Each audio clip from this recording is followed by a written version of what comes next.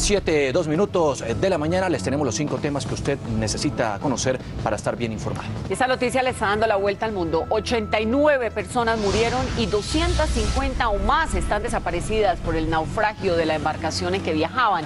La mayoría eran inmigrantes ilegales que habían partido desde el norte de África rumbo a Italia. Estaban muy cerca de su destino final en las costas de ese país y la barcaza en la que se transportaban llevaba más de 500 personas. Inicialmente se incendió y después se hundió. Las autoridades locales lamentan el hecho que se repite permanentemente por la inmigración ilegal y están buscando a los desaparecidos. Avianca llegó a un acuerdo con uno de los sindicatos de los pilotos de su compañía que permanecieron en la operación Cero Trabajo Suplementario por 21 días, que llevó a la cancelación de cientos de vuelos en todo el territorio nacional.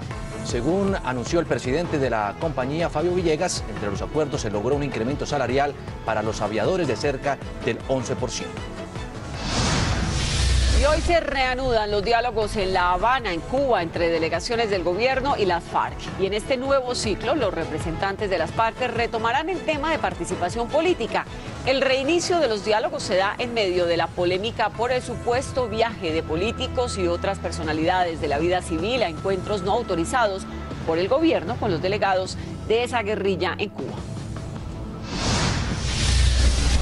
En el congelador quedó otra vez aplazado el debate de la reforma a la salud en el Congreso de la República y el tiempo del actual periodo legislativo se acaba. En el inicio del debate, más de 30 legisladores se declararon impedidos para participar de la discusión, mientras que el gobierno, por su parte, reconoció que hay congresistas presionando para revertir la disminución de los sueldos. La reforma propuesta implicaría un cambio radical de la Ley 100 y seguramente generaría controversias políticas en un escenario preelectoral. Duras penas para los borrachos y para los conductores irresponsables está proponiendo el gobierno debido a la accidentalidad altísima que se registra en el país. La medida plantea penas de hasta 37 años de cárcel para quienes causen muertes por manejar con algún grado de alicoramiento. Y además se espera que el comparendo mínimo por esta conducta sea de más de 1 millón de pesos y que además se ordene la inmovilización del vehículo por un daño, pero además castigarán también a quienes se pasen semáforos y cometan otras imprudencias. Son las 7:05 de la mañana. Vamos ahora a los lugares donde hay noticias Caracol en desarrollo. Ahí están todos nuestros reporteros ya listos en Medellín, también en el área metropolitana de Barranquilla y en Bogotá. Pero vamos precisamente allá, a Antioquia. La policía rescató a una niña de 7 años que estaba encerrada en su casa en zona rural de Invasión del municipio de Bello. Según las autoridades, la menor tenía señales de maltrato. Juan Pablo López ha seguido con detalle esta historia y nos la cuenta. Juan, adelante. Vanessa, Juan Diego, buenos días. Los saludos del centro de Medellín desde el comando de la Policía Metropolitana del Valle de Aburrá. Se trata de una niña de 7 años, estaba en un barrio de Invasión del municipio de Bello y las imágenes que ustedes ven a continuación es el procedimiento de rescate que realizó la policía allí en esta zona.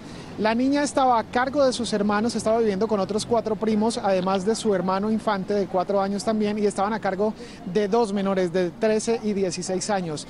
La abuela y la madre de la menor estaban dedicadas al reciclaje, no estaban en el hogar y tenía serios síntomas de maltrato la menor de 7 años. El general, el comandante de la Policía Metropolitana de Medellín, así se refirió a este caso. Sí, sigamos.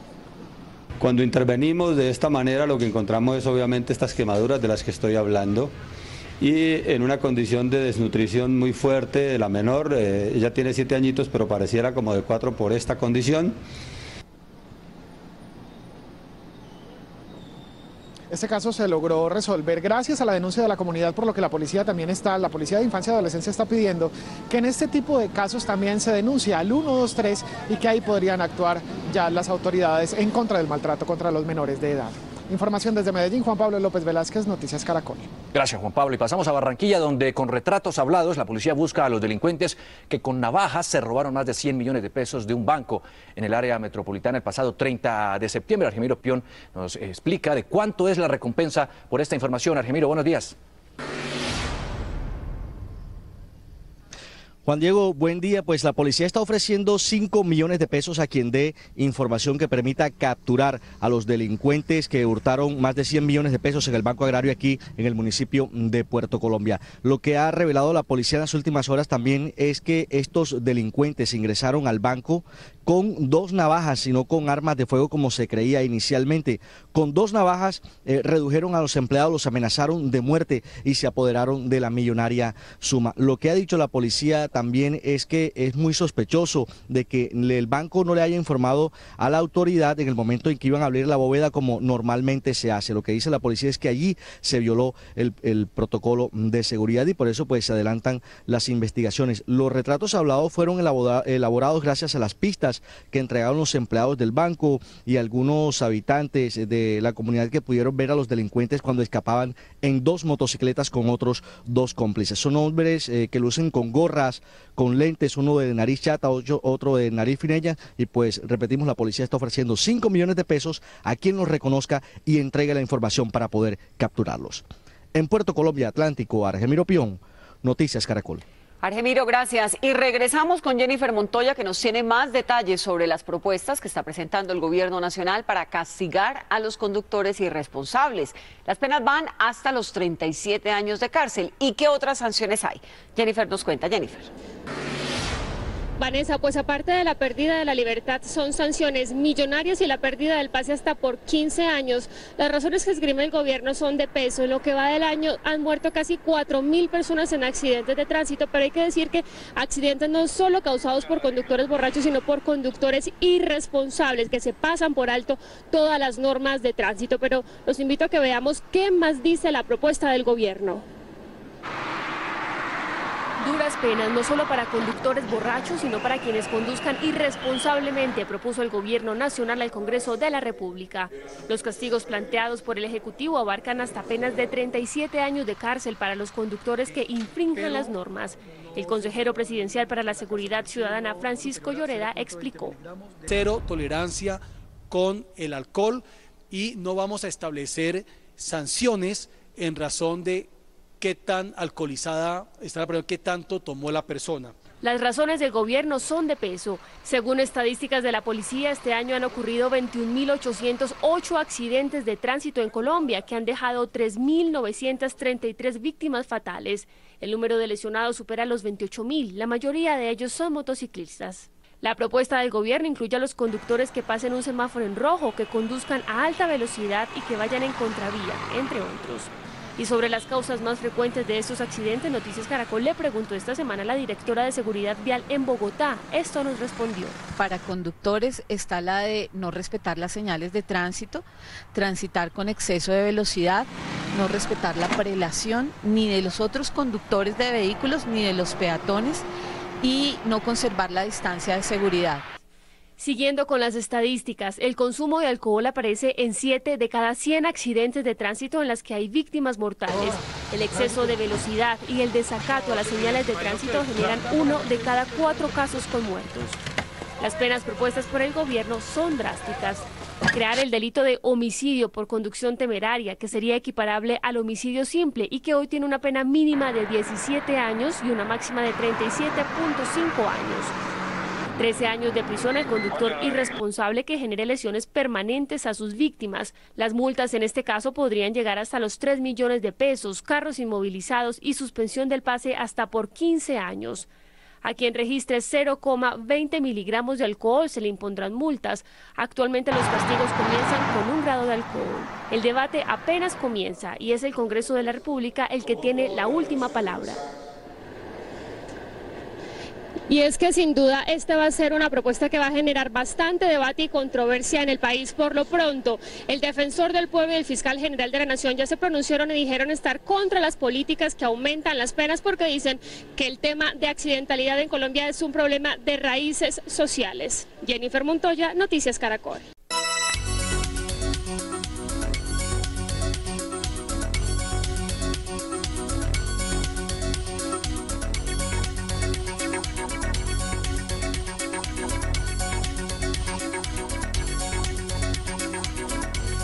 Este es el pronóstico del clima para hoy en las principales ciudades del país. Se esperan lluvias y cielo nublado, sobre todo en el territorio nacional. Y para recibir las alertas, síganos en Twitter, @canalclima. Septiembre fue mes de noticias frente al matoneo. El presidente Santos sancionó una ley que busca frenar la violencia en las aulas y al mismo tiempo 2 de estos casos terminaron en muerte. Pero, ¿cuál es el trasfondo social de estos síntomas de violencia en las aulas? Caracol investiga. El mes de septiembre puso las alertas en las aulas escolares. Los medios de comunicación tuvimos que registrar los casos más dolorosos de intimidación en los colegios de todo el país. Un grave caso de matoneo se presentó en un colegio de Cartagena. Nadie se metió, todos decían que nadie se meta, nadie se meta. Y otro caso de presunto matoneo se presentó en el sur de Bogotá. Le hicieron una cortadura en la córnea. El suicidio de una niña de 14 años tiene en luto a su familia. Según ellos, la menor de edad se habría quitado la vida por presiones de sus compañeros de colegio. Hoy 1 de cada 5 escolares ha sufrido matoneo verbal o físico en Colombia. El psicólogo de adolescentes, Luis Alberto Rengifo, ha visto aumentar los casos en su consulta. No todos los casos se evidencian y no todos los casos se reportan. Por una sencilla razón, porque el muchacho matoneado generalmente es un muchacho que está intimidado, que está asustado. Así se sintió Marre, es una sobreviviente de este tipo de intimidación. Le di un beso a un niño y otro niño de esos escribió un mail, lo mandó a todo el colegio que decía que Juan Magrillo le había dado besos a una persona que era un monstruo y ese monstruo le había creado una enfermedad que se llamaba marregomitis. Yo era el monstruo, me crearon un apodo que era marregomitis, porque cada vez que me veían daban ganas de vomitar. Ver el mensaje burlón en su correo fue la peor de todas sus desgracias. Me sentía absolutamente fea, sentía que no valía la pena. Rápidamente Marre se convirtió en el hazmerreír en las actividades intercolegiales. Estaba sentada viendo el partido y empezaron a gritar marregomitis, marregomitis. Y recuerdo que Beatriz Carrizosa, una amiga muy cercana a mí, se paró y les dijo, oigan, idiotas, imbéciles. Me acuerdo que los insultó, déjenla en paz. Duró en estado depresivo todo un año. El dolor quedó plasmado en sus diarios adolescentes. Yo era muy callada, era muy insegura de mí misma. Lo que hace el matoneador es que ejerce un poder sobre el muchacho de manera que puede hacer con él lo que quiera. Si su mejor amiga la defendió y la hizo respetar porque usted no lo hizo. Era como el miedo no sé a qué. Yo sentía que esta gente me podía acabar. Cuando la autoestima se logra bajar, subvalorar, la persona pierde valor por sí misma. ¿Pero cuál fue la clave para que Marre se salvara? Yo hablé, no me quedé callada, o sea, no lo mantuve todo para mí, sino que le conté a mi familia, a mi papá, a mi mamá. Hoy Marre es una abanderada contra la intimidación escolar. Su don musical la está convirtiendo en una cantante reconocida y ha compuesto una canción para sus agresores de otros tiempos. Hablan lo que hablo, dicen lo que pienso, qué irónico el tiempo lo que hace por ti. Y los critico y les digo, hoy en día estoy segura que muchos de ustedes quieren ser como yo. Me criticaban, ahora quieren todo de mí. Millonarias pérdidas materiales dejó un incendio en Calarcá, en Quindío. Una bodega de reciclaje ubicada en un barrio de esa localidad quedó destruida luego de la emergencia. Los bomberos trabajaron durante más de 2 horas para tratar de controlar las llamas.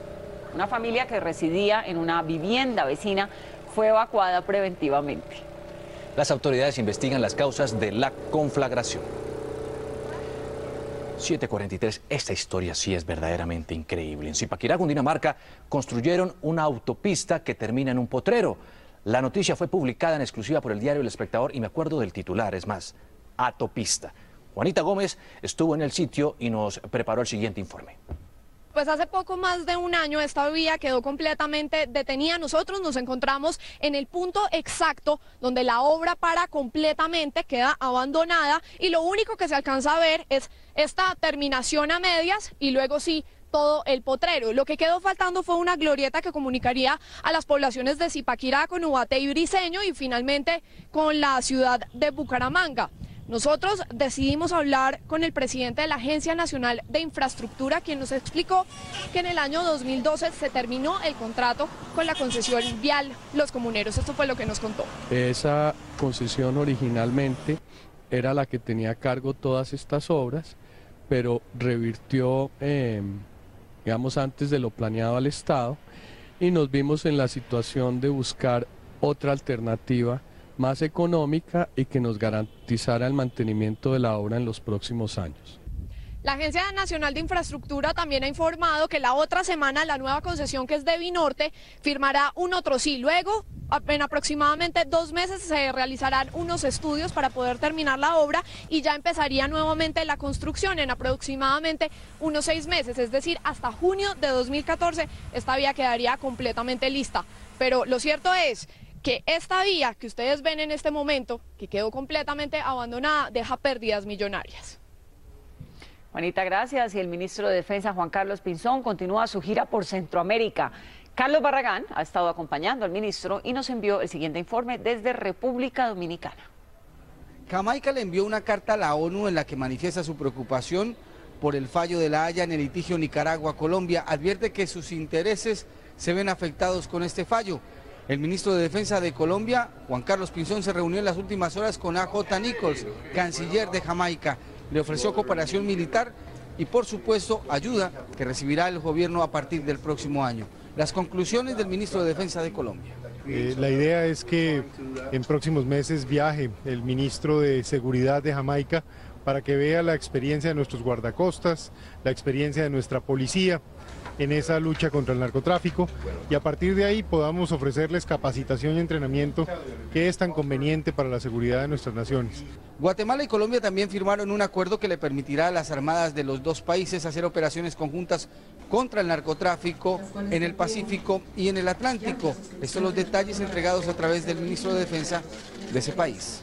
Coordinar todas las acciones que nos puedan permitir la lucha contra el crimen transnacional y la otra está en la línea del intercambio de información. En la agenda de hoy el ministro de Defensa colombiano se reunirá con su homólogo en Santo Domingo y posteriormente con el presidente de República Dominicana, Danilo Medina. Carlos Eduardo Barragán Rosso, Noticias Caracol. Colombia decide. Elecciones 2014. En las últimas horas se conoció que el 1 de octubre un grupo inscribió ante la registraduría el comité promotor de la candidatura a la presidencia de Francisco Santos. Sin embargo, y ha llamado mucho la atención que no se hizo bajo el nombre de Uribe Centro Democrático, sino de Con Uribe Confianza en Colombia. Por eso, en última edición, nuestro director Luis Carlos Vélez entrevistó a Francisco Santos. Veamos algunos apartes de la conversación. ¿Por qué se realizó esta inscripción con otro nombre? Pues mire, Luis Carlos, no es una inscripción, es simplemente un grupo de ciudadanos en un trámite administrativo que está simplemente esperando que el presidente Uribe dé el banderazo para poder salir a recoger firmas. ¿Por qué? Porque encontramos que hay un método, o que el método que se quería inscribir de otra manera los tres bajo el Centro Democrático corría inmensos riesgos jurídicos.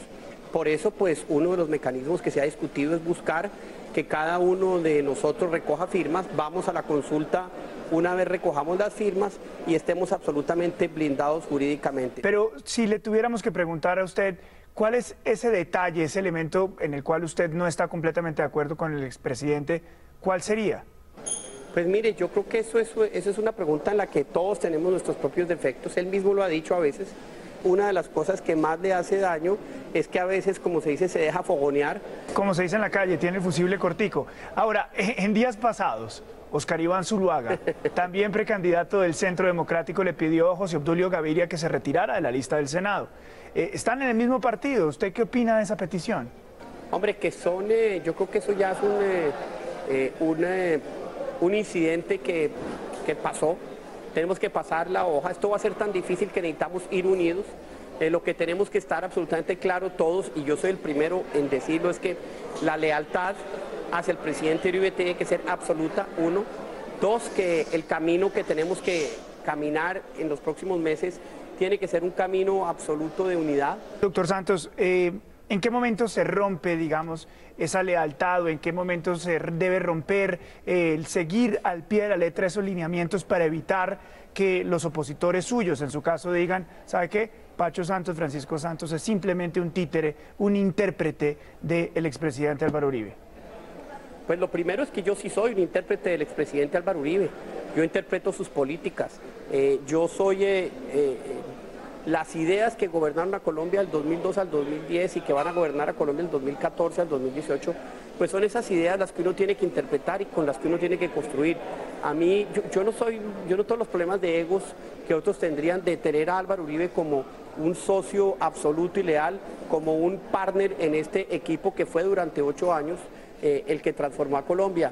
Eso es como si yo soy técnico del Santa Fe y me van a regalar a Messi y yo digo no, mejor no me lo regalen porque es que de pronto me daña la química del equipo. No, yo necesito a Messi metiendo goles y si Messi es Álvaro Uribe, pues bienvenido sea en un equipo de gobierno de Francisco Santos. 7:59 minutos de la mañana, los habitantes del municipio de Carmen de Bolívar están preocupados. A punto de desaparecer está un tramo de la troncal de Occidente por cuenta de los derrumbes. Ronald Avellaneda nos cuenta cómo se moviliza el tráfico pesado y por este importante tramo. Ronald, buenos días. Buen día para usted, Juan Diego, y televidentes. El tráfico a esta hora es lento, pese a todo el esfuerzo que hace la Policía de Carreteras de Bolívar. Se instalaron ya estos señalizadores, la cinta que dice peligro no pase. Sin embargo, el peligro persiste porque, como vemos, el asfalto ya no está compactado, sigue debilitado. Cada vez que pasa uno de estos vehículos de carga pesada, se cae, se desprende en pedazos de asfalto. Donde yo estoy caminando en este momento sería un tramo, ya el tramo de la derecha, es decir, del norte de la costa hacia el interior del país. Aquí debería ser el tramo de la vía de la troncal de Occidente, pero ya borró por completamente los deslizamientos. Este vehículo de carga pesada que va pasando, por ejemplo, es un vehículo que, según nos han dicho las personas que viven aquí en todo este sector, ejerce una presión tal que se desprende cuando pasa nuevamente el asfalto. Autopistas de la Sabana asegura que tuvo hasta el 1 de enero esta vía, pero no se sabe por qué no se le hizo el mantenimiento preventivo. Es la información por el momento. Ronald Avellaneda, Noticias Caracol. 8:11 minutos de la mañana, momento para la salud. Con la doctora Fernanda Juan, que hoy nos habla sobre un problema muy frecuente que tenemos las personas y es el problema de la visión, doctora. Hola Vanessa, vamos a hablar específicamente de la hipermetropía, que es uno de los que llamamos trastornos de la refracción, en el cual la persona ve muy bien de lejos, pero debe hacer un gran esfuerzo para ver de cerca. Pero pues ya cuando el problema es muy avanzado puede tener visión borrosa a cualquier distancia. ¿Qué pasa en el ojo con hipermetropía? Que la imagen se forma detrás de la retina y eso puede pasar porque el ojo es pequeño, por predisposición familiar principalmente. Así es la visión de un paciente con hipermetropía. Un objeto cercano se ve borroso y a medida que se aleja la imagen es más nítida. La hipermetropía se caracteriza porque básicamente los rayos no enfocan en el sitio de la mejor visión que se llama la mácula, sino enfocan por detrás de la retina. Pero la visión borrosa no es el único síntoma. Los hipermétropes normalmente ven bastante bien de lejos, pero empiezan a presentar cansancio, dificultad para la visión próxima. Y en algunos casos se produce lagrimeo cuando están leyendo, ojos rojos, sensación de cuerpo extraño por el esfuerzo que están haciendo para enfocar. Según la oftalmóloga Giovanna Facchini, este problema de la visión se puede tratar de distintas formas, dependiendo de qué tan avanzado esté el trastorno. Se hace una prescripción de unas gafas. En algunos casos el paciente no tolera las gafas, por ejemplo tiene una hipermetropía grande en un ojo y el otro no tiene nada, hay una diferencia grande entre un ojo y otro, entonces puede requerir el uso de lentes de contacto. Si las gafas o lentes de contacto no funcionan, otra opción es la cirugía. Consiste en cambiar la curvatura de la córnea, con un láser la vuelve más curva en el centro y al volverla más curva en el centro hace que esa hipermetropía, que los rayos se enfocaban por detrás de la retina, enfoquen en el sitio de la mejor visión. Este es un procedimiento ambulatorio que dura en promedio 10 minutos, que suele realizarse con anestesia local y cuya recuperación suele tardar en promedio 3 días. La recomendación es utilizar gafas con filtro solar durante 6 meses para facilitar la cicatrización. Recuerden que la hipermetropía es un trastorno que puede estar presente desde muy pequeños, pero los niños compensan la visión y no se nota hasta después de mucho tiempo. De ahí la importancia de los chequeos regulares de la visión. Muy bien, termino con noticias sobre más e importantes beneficios del ejercicio. Un trabajo publicado en la prestigiosa revista médica británica sugiere que el ejercicio puede ser mejor que los medicamentos a la hora de prevenir derrames cerebrales. Por eso recomiendan que a las recetas médicas se les agregue de manera obligatoria la actividad física. Por supuesto que eso no significa dejar de tomar los medicamentos, es complementar para obtener mayores beneficios. Feliz jueves para todos. Feliz día, doctora, gracias. Y hasta aquí las noticias. Nos vemos a las 12:30 con una nueva edición informativa. El que de amarillo se viste, a su hermosura se atiene. Y después dice que no fue un piropo. 8:15 de la mañana, esto es Noticias Caracol, Primero Noticias, buenos días.